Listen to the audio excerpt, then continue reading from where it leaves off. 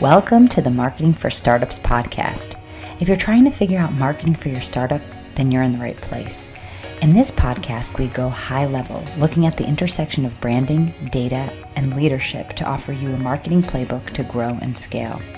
Join me each week for in-depth interviews, tactical advice, and practical trainings. Hi, I'm your host, Victoria Hajar, veteran marketer and startup enthusiast. I promise to bring my experience and curiosity to each episode. Then together, we'll peel back the onion on this ever-changing discipline that is marketing. I'm so happy you're here. Let's dive in. Hello, and welcome to this week's episode of the Marketing for Startups podcast. Today, we're talking about team. How do we find great people? How do we retain great people? I'm going to walk you through my 3-step process for getting stellar team members that drive ROI, that are loyal, that are growth-minded. I'm going to walk you through exactly what I do to find awesome people. And let's dive into it.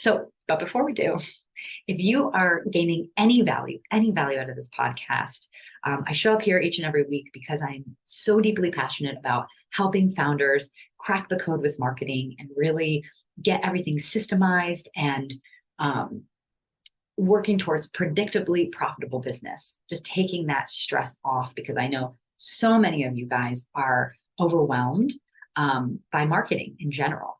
So if this is you and you're gaining any value out of this podcast, it would mean the world to me if you could like, share, subscribe, review. It really helps me to reach more people. And it would just mean the world to me. Sometimes you're like here alone recording and you don't know what the impact is. So if you can rate and review this, it really shows me that I'm putting out content that you're enjoying. So it would mean so much. All right, let's talk about the 3 ways we're going to find awesome people. Okay, so what's the problem? Let's start kind of with the problem. Why can't we find great people in marketing? There's a couple things. What I've seen recently is that, first of all, like everyone and their mother is excited to be working in marketing. And this could be good or bad. So, for example, anytime that I put like a job description up on LinkedIn, I get hundreds of people responding, which is incredibly overwhelming. And, it's very difficult to determine, who has experience, who doesn't have experience, who really can execute well. And what the other problem is that marketing is changing so fast.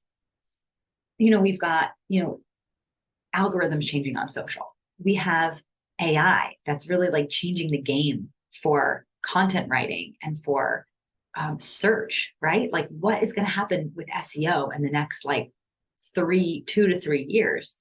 Things are changing rapidly, right? There's new software coming out. There's new tools. There's new insights. There's new data. There's so much. And so it is really sometimes impossible to find an individual that is really good at executing, that really stays on top of trends, that is really proactive, growth-minded, and willing to sort of really be part of a growing team, right?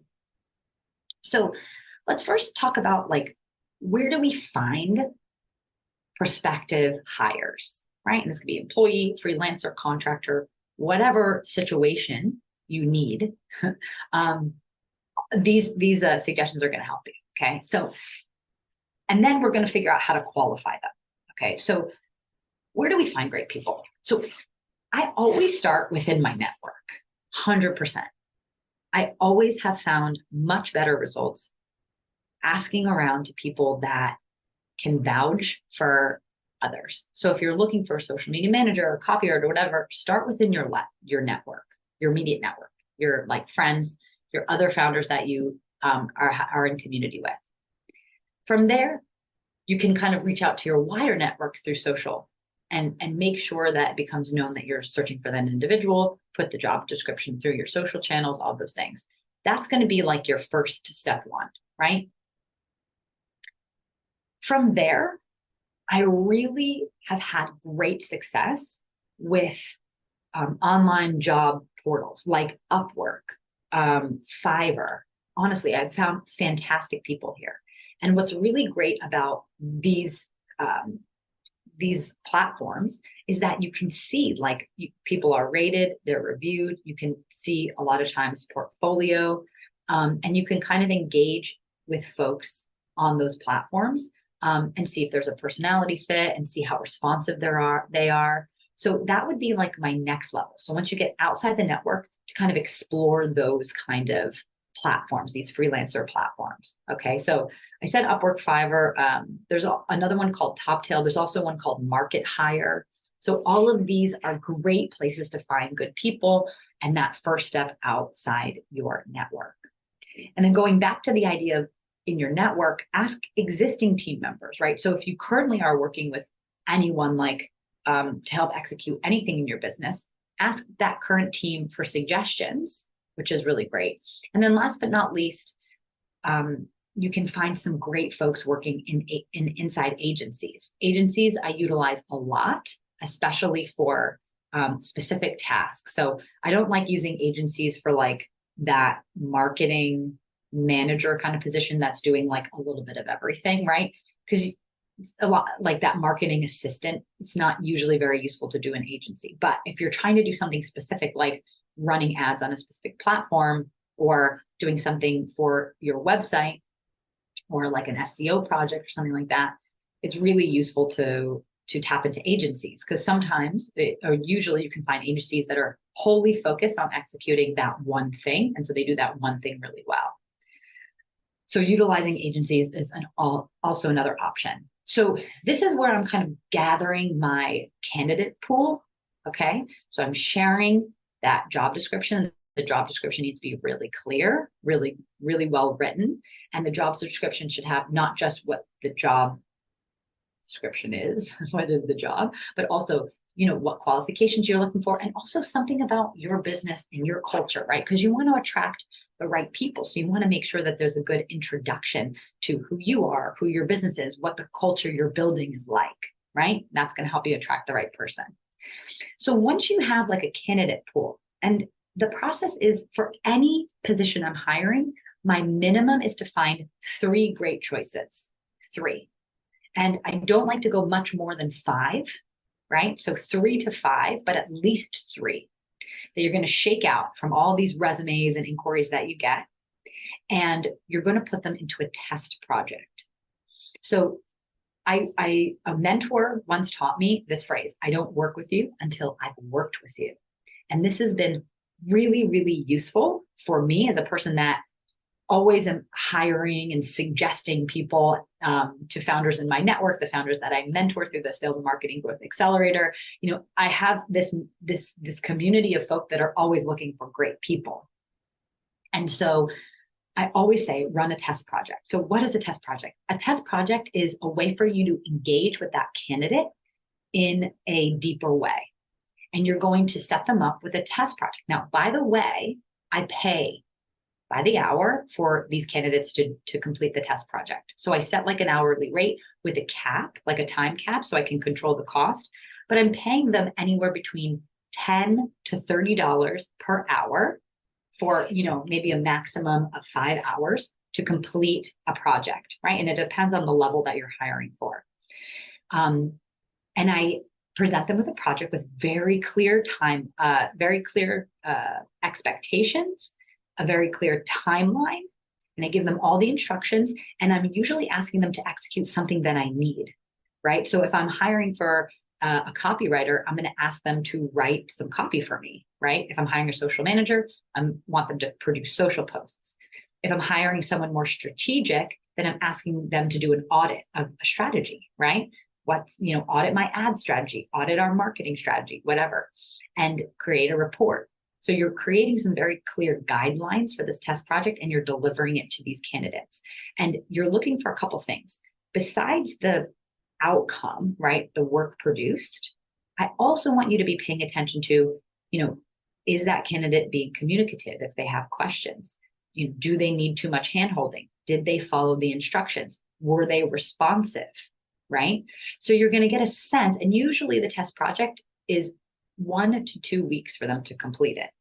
Usually it's like 10, I usually say 10 days, right? From the time they're presented, the project guidelines to the time it's delivered.